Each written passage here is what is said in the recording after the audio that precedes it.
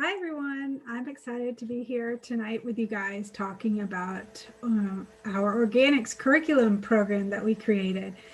This is part of Zero Waste Week 2021 that Zero Waste Gainesville, the Repurpose Project, and Life on Plastic is hosting. I hope you're enjoying the week. This is one of our programs that we are recording for you so you can watch at a later time.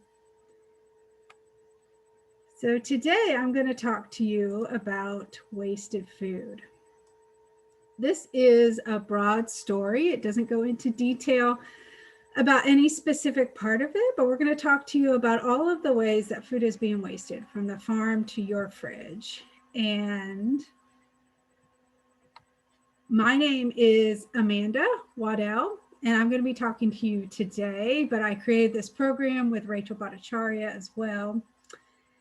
And I work for the Repurpose Project. I'm their director of Zero Waste. I'm also one of three that run Zero Waste Gainesville, along with Nina Bhattacharya and Rachel Bhattacharya.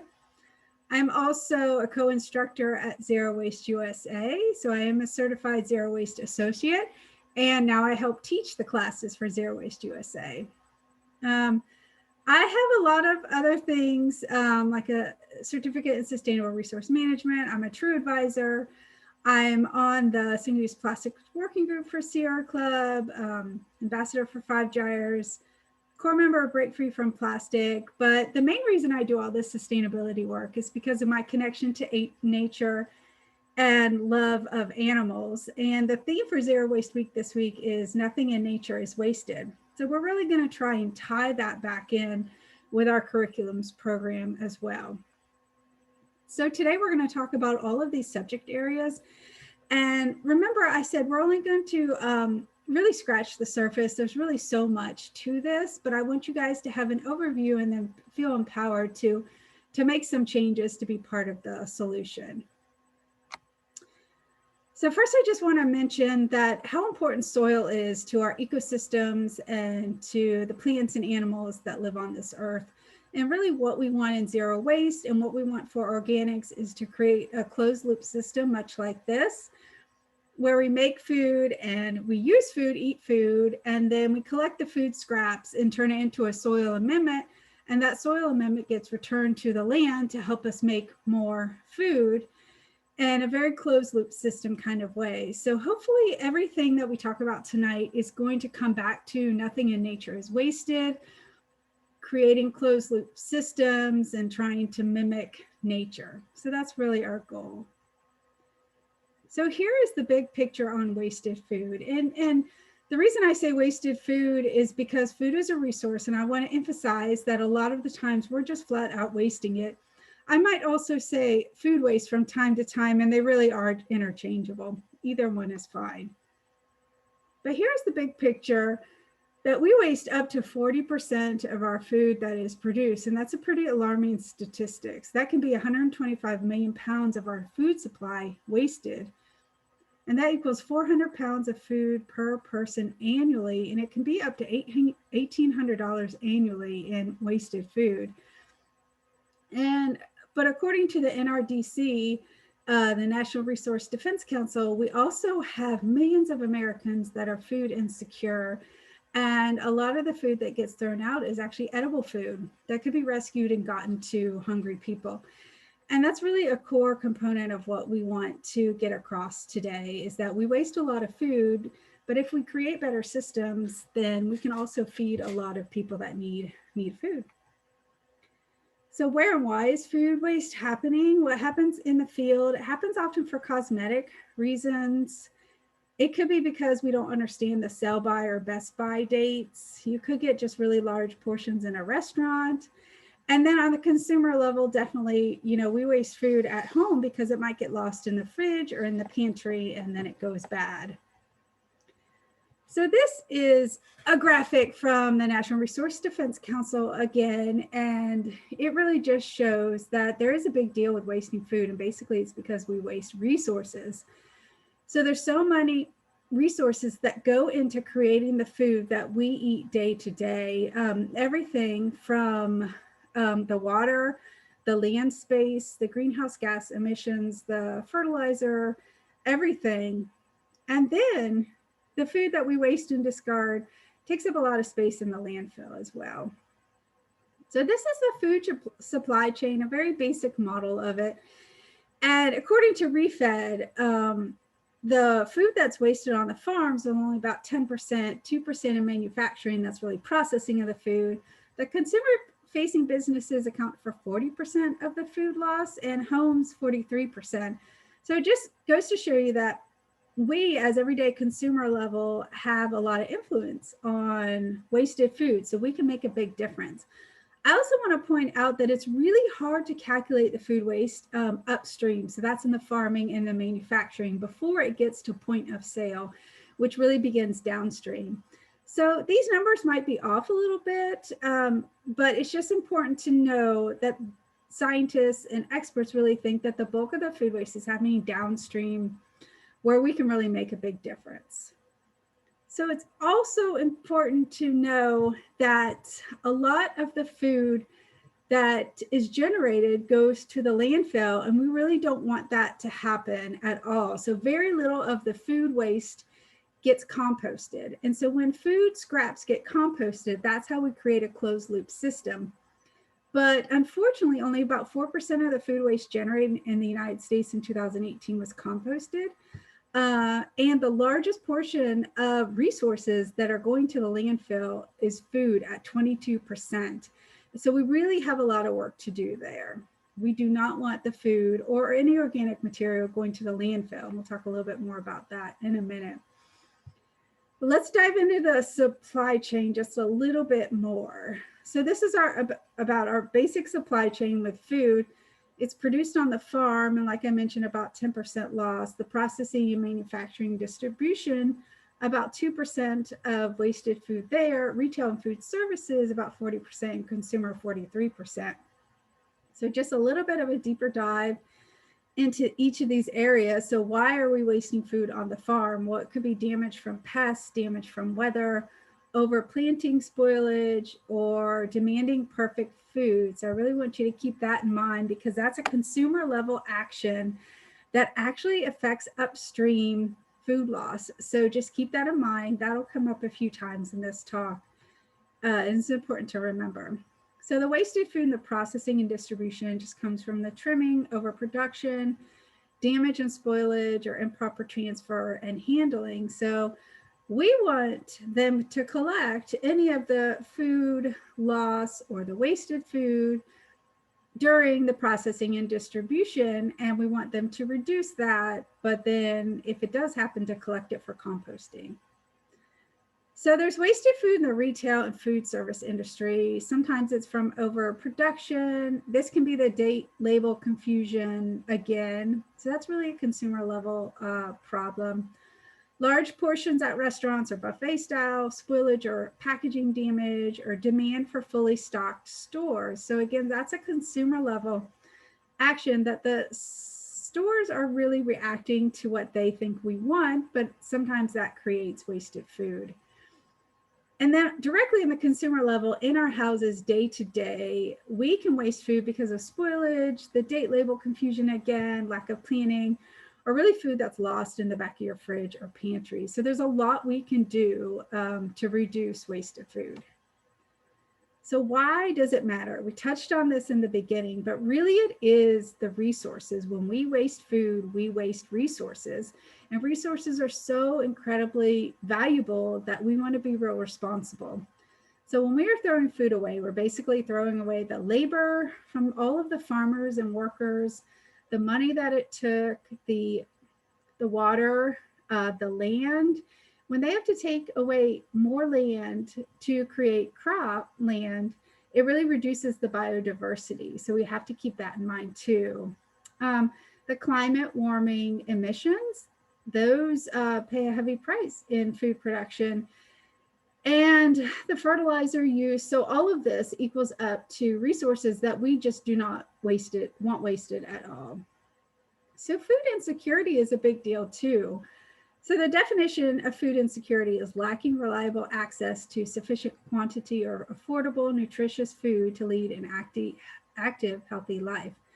This is from a USDA report saying 35.2 million Americans face food insecurity. And it's just astonishing to think that that happens when we have so much food that goes to waste in America.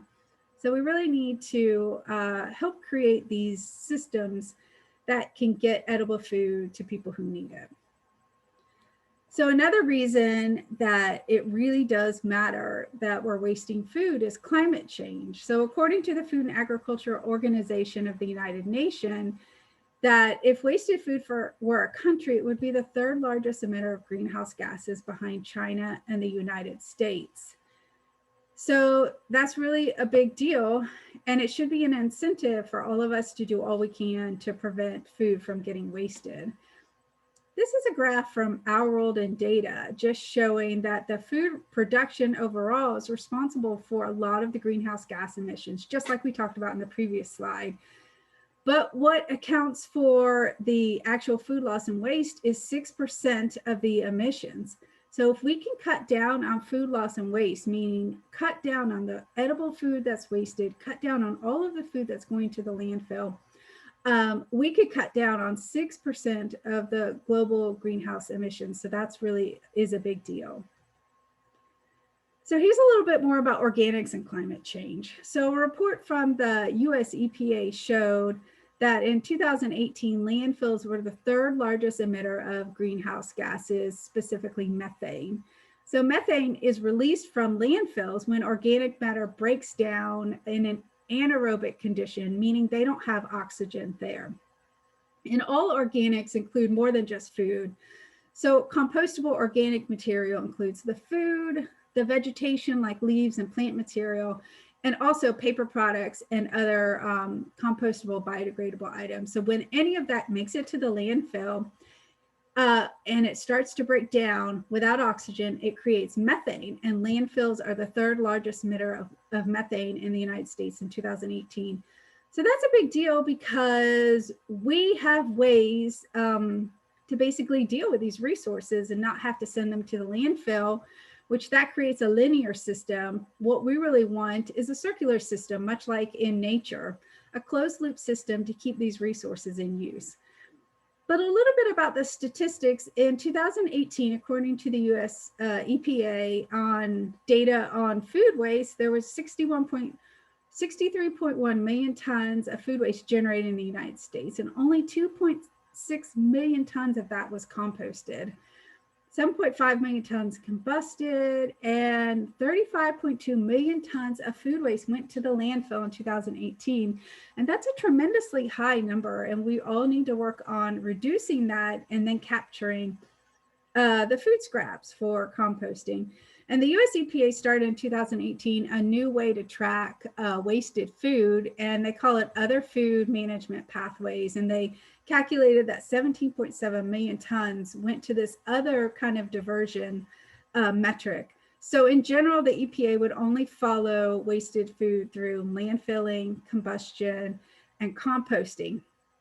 But these other management pathways where food can go are to animal feed, land applications, co-digestion, anaerobic digestion, bio-based materials or biochemical processing, donation, so that's getting edible food to people in need, or sewer or wastewater treatment. So the EPA is trying to branch out on how they calculate food loss and waste, which is a good thing.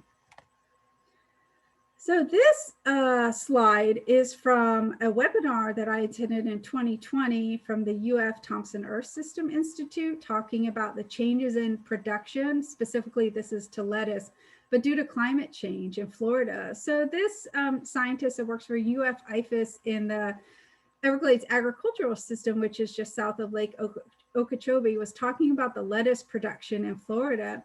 And Florida in general is the third largest producer of lettuce, but because of climate change, it has changed the growing season of lettuce in Florida. So historically, they planted in September and they can harvest through the beginning of June. But because our climate has changed so much already, they plant the lettuce seeds in September or October, but their harvesting season ends much shorter. It ends in May. So the point of this slide is to really emphasize that because we waste food and we landfill so much, that's affecting climate change. We're changing the climate because of those actions. And that climate is now affecting the growing season of some plants. And it absolutely is not true that all of the production will be decreased because of climate change. It actually might increase production of some vegetation, plants, and produce. But this was just an example where it negatively affected it. But there are benefits to not wasting food, and they should be pretty obvious now. If we waste less food, we reduce greenhouse gas emissions, we reduce water and energy usage, less land conversion to agriculture. Remember the biodiversity, we lose biodiversity when we have to transfer land from its natural ecosystem to agriculture. When we prevent wasted food, we can feed hungry people and animals and also support zero waste systems. So that's what we're going to talk about. This is a lot of the work I do, how we create zero waste systems and also reduce the wasted food. So first off, the definition of zero waste from the Zero Waste International Alliance is the conservation of all resources by means of responsible production, consumption, reuse, and recovery of products, packaging, and materials without burning, and with no discharges to land, water, or air that threaten the environment or human health. So that's really what we're just striving for with zero waste systems. And this is the hierarchy to reduce food waste and grow communities from the Institute for Local Self-Reliance. I work with these people a lot. I really like their resources and their information, and their hierarchy is just spot on. And when you look at a hierarchy, you really look at the top portion, and that's where you should invest most of your time and energy. So the top is source reduction. So basically, we don't want there to be extra food or wasted food in the first place. So creating better systems so that doesn't happen on any part of the supply chain. Next down is edible food rescue. So if there is edible food out there, we want to get that to people to eat or to animals for feedstock. We absolutely want to rescue that and keep it in the system. And then below that are different ways to compost. And composting is a phenomenal system that really mimics the decomposition that happens naturally in nature to create a closed loop system. We'll talk about that more today and next week in part 2, a little bit more exciting talk in part 2. So you don't want to miss that next week. So Alachua County sends actually a lot of food to the landfill. So they've done a waste composition study in 2010, was a real comprehensive one. In 2020, they did a less complete one, and they're still working on it, but it was interrupted because of COVID. But the 2010 waste composition study found that 14% of the municipal solid waste being sent to the landfill from Alachua County was food. In 2020, they found that it was 15%.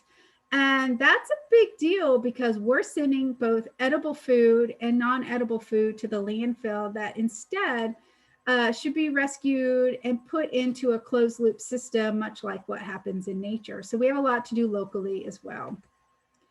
So this is really what we want as zero wasters. So this is actually a specific program that we've asked the city of Gainesville and Alachua County to implement, is a mandatory organics program.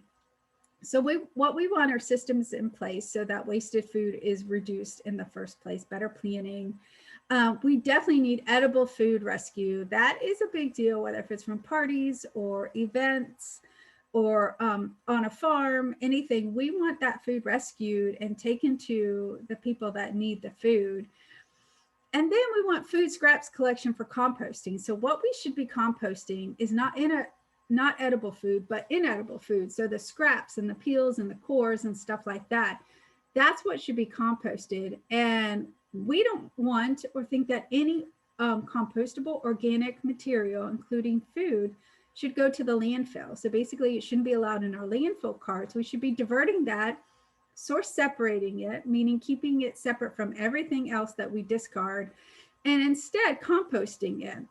And really the emphasis here is on local. We want to buy local food. We want to eat locally. We want food rescue to be local. And then we want to compost local to create a soil amendment that is, again, used locally. So again, this is the system that we want. This is what zero waste strives for. We strive for these closed loop systems that mimic nature, where nothing is wasted. And in this case, a soil amendment is created that will just enhance our ecosystems, our gardening, our farms, to just make better and better food. So what's being done to prevent wasted food? So in 2015, the EPA and the USDA got together and they created a national goal to cut food loss and waste by 50% by 2030. So they have these fantastic websites where there's all kinds of ways communities can cut down on wasted food, with businesses, with communities, on an individual level. So I encourage you to check out those websites. And so the US EPA and USDA came up with this together. So it's more of a program, it's not a policy. But year after year, the Food Recovery Act, which is a potential policy, has been proposed in 2015 and 17, and again in 2020. So this is called the Food Recovery Act. And unfortunately, it hasn't been passed. But if it ever is passed, the goal is to reduce wasted food along the whole supply chain. So really upstream. And again, upstream is very much where the resources begin. So in this case, it would be farming and processing and manufacturing. But we want to reduce wasted food on the consumer level, of course, and within schools and government buildings and everything. So unfortunately, we don't have a national policy, but we do have some national programs that really do help out a lot. But there's some state and local things that are going on. And one thing that some states have done is they have banned compostable organic material from the landfill and mandated that organics have to be recycled, meaning composted. So those states include California, Connecticut, Massachusetts, New York, Rhode Island, Vermont, and most recently New Jersey. And this is really important because those states understand that it's a climate change issue, a resource issue, and they don't want these resources going to the landfill. They want them source separated, captured, kept locally, and turned into a soil amendment. And other municipalities have done this as well, like Austin and Boulder and Hennepin County, Portland, New York City, San Francisco, and Seattle. There might be more. But that means that these communities basically are not allowing compostable organic material to go to their landfill or wherever their municipal solid waste is disposed. Instead, they want to keep it local, create these closed loop systems that they know are beneficial for their local community and for the climate, for everybody.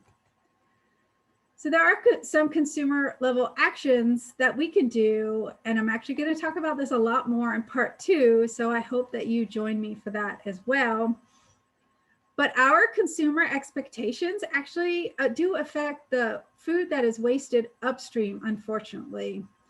So some of this stuff does lead to wasted food. And some of the stuff that grocery stores think about is that they think consumers want all perfectly shaped and looking fruits and vegetables. So that's what they get. And they reject the really perfectly fine and nutritious fruits and vegetables that just don't look right.